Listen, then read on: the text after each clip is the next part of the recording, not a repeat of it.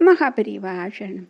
ஸ்ரீ லலிதா ரகசியசகஸ்திரநாமத்தில் வாக்தேவதைகள் அம்பிகையை ஆதிசக்தி, அனைத்திற்கும் முன்னதாக அனாதியானவள், இவருக்கு முன்னே யாருமே கிடையாது என்று சொல்லிவிட்டார்கள்.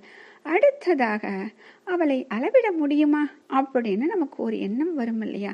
அதற்காக சொல்லப்பட்ட அற்புதமான ஒரு நாமம் ஓம் அமேயாயை நமஹ. ஓம் அமேயாயை நமஹ. அமேயா பெண் குழந்தைகளுக்கு வைக்கக்கூடிய நாமங்களில் புதுசாக நம்ம கேட்டிருப்போம். இந்த அமேயா அப்படிங்கிற ஒரு நாமத்தையும் நம்ம கேட்டிருப்போம். இதுக்கு என்ன பொருள்னு தெரிஞ்சோம் அப்படின்னா, இவ்வளவு உயர்ந்த அர்த்தத்தோடு இருக்கக்கூடிய அந்த பெண் குழந்தை எவ்வளவு சிறப்புள்ளவளாக இருப்பாள் அப்படின்னு நமக்கே தோணும். ஏனென்றால் ஒவ்வொருக்கும் ஒவ்வொரு பெயர் அமைவது அப்படின்னா அது இறைவனுடைய கருணை. அவர்களுக்கு தகுந்தாற் போல் ஒரு பெயரை அவள் தேர்ந்தெடுத்து பெற்றோர்கள் மூலமாக நமக்கு சூட்டுகிறார். அப்படி சூட்டப்பட்ட அந்த பெயர்களைத்தான் நாம் கொண்டிருக்கிறோம். அந்த பெயர்களுக்குரிய குணங்களையும் நாம் சேர்த்தே கொண்டிருக்கிறோம். ஆனால் அந்த குணங்களையும் நாம் சிறு சிறிதாக எப்படி மறைத்து விடுகிறோம்? இந்த மாயை, கர்மா அதெல்லாம் வச்சு அதை மறைச்சிடுறோம். இருந்தாலும் பெயர்களை வைப்பதும் அந்த பெயர்களை அழைப்பதுமே நமக்கு மிகப்பெரிய புண்ணியம். அப்படி அமேயா அப்படிங்கிறப்ப என்ன இதில் அவ்வளவு பெரிய உயர்வு அப்படின்னா, அளவிட முடியாதவளாக இருப்பவள். பார்த்தீங்களா? அளவிட முடியாதவள் அப்படின்னா எப்படி அப்படின்னு பார்த்து நமக்கு ஒரு என்னடா இது சொல்கிறாங்களே அப்படின்னா, இது இதை படிக்கிறப்ப நமக்கு விஷ்ணு சகஸ்ரநாமத்தில் விஷ்ணுவுக்கு சொல்லும் பொழுது அமேயாத்மனே நமக அப்படின்னு நம்ம படிச்சிருப்போம். அப்போ அங்கேயும் அவரை சொல்லும் பொழுது அளவிட முடியாதவர். சரி, இந்த அளவிடுவது அப்படிங்கிறது எப்படி? மனதாலா, வாக்காலா, கையாலா, இல்லை காலால் நடந்து இத்தனை அடியா, ஏதாச்சும் நம்மளுக்கு தோணும் இல்லையா?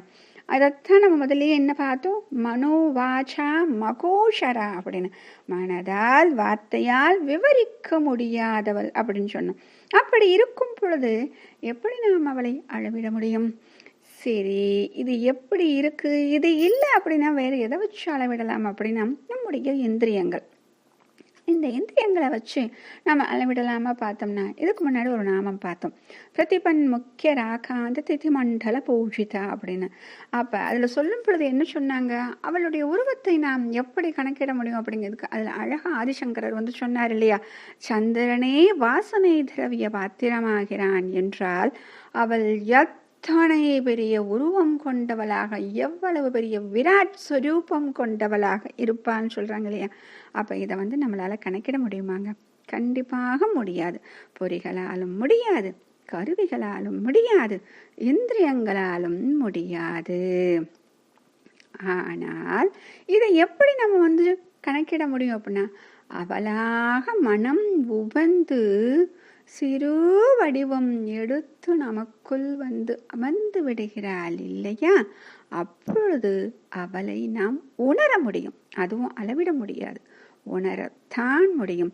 அதுதான் அந்த சக்தியின் பிரபாவம் அப்படின்னு சொல்றாங்க. ஏனென்றால் எதுவுமே அவள் நினைக்காமல் இங்கே நடக்காது. இது ஒரு பெரிய தத்துவம்.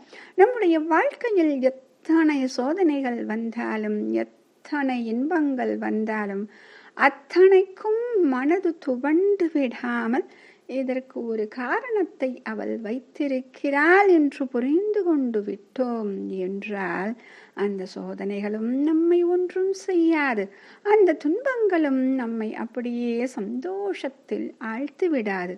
இன்று இவள் சந்தோஷம் கொடுத்திருக்கிறாள் என்றால் ஏதோ இதற்கு ஒரு காரணம் உண்டு. துன்பம் கொடுக்கிறாள் என்றால் கண்டிப்பாக எதற்கும் ஒரு காரணம் உண்டு. இந்த துன்பத்தால் நான் என்னுடைய மனதை இன்னும் திடமாக வைத்துக் கொள்ள வேண்டும் போலிருக்கிறது அப்படின்னு நம்ம தெரிஞ்சுக்கணும். இந்த சந்தோஷம் வரும் பொழுது நம்ம என்ன தெரிஞ்சுக்கிறோம் அப்படின்னா, இந்த சந்தோஷம் வரும் பொழுது நாம் ரொம்ப தடுமாறாமல் அவளையே பற்றி கொண்டு அவளுடைய நினைவில் இருக்க வேண்டும் அப்படிங்கிற அந்த விஷயத்தை நம்ம மறக்கக்கூடாது.